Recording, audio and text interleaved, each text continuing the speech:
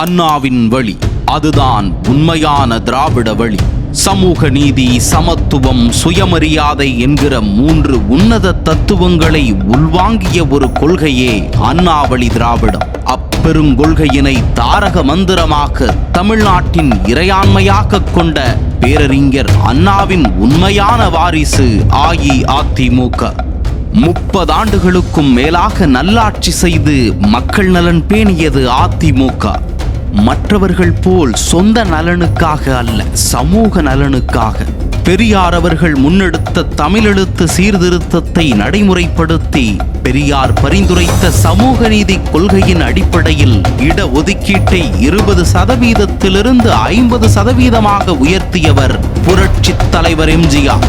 தனது மாட்சிமை மிக்க தலைவரான பெரியாரின்பால் அன்பு கொண்டிருந்த பேரறிஞர் அண்ணா எப்படி தலைவர் இருக்கையை அவருக்காகவே கடைசி வரையிலும் ஒதுக்கி வைத்திருந்தாரோ, அதுபோலவே புரட்சி தலைவரும் தலைவர் இருக்கையை தான் நிரப்பிக் கொள்ளாமல் பொதுச் செயலாளர் பதவியை ஏற்றுக்கொண்டார். இது தமிழகத்தின் சமூக அமைப்பில் புரட்சியூட்டியது.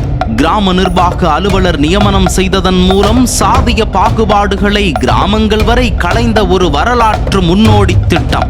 69% இடஒதுக்கீடு, 7.5% அரசு பள்ளி மாணவர்களுக்கான மருத்துவ படிப்பிற்கான உள்ஒதுக்கீடு, இவையெல்லாம் அண்ணாவழி திராவிட தத்துவ சிந்தனையின் செயல் வடிவம்.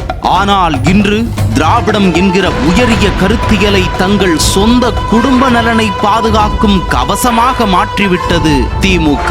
அதிமுக செய்த சமூக புரட்சிகளை பற்றிய ஆய்வுகள், திமுக தோல்விகளை வெளிச்சம் போடும் கட்டுரைகள் உங்களின் பார்வைக்காக. அண்ணாவின் வழியில் நடக்கும் திராவிடத்தை உயிர் மூச்சு என்று சுவாசிக்கும் மக்கள் இன்னும் இருக்கிறார்கள். அவர்களுக்கான இயக்கம்தான் அனைத்திந்திய அண்ணா திராவிட முன்னேற்ற கழகம். இந்த கழகம்தான் உண்மையான திராவிடத்தின் மாசற்ற வாரிசு. உண்மையை படியுங்கள், திராவிடத்தின் உண்மை பாதையை உணருங்கள்.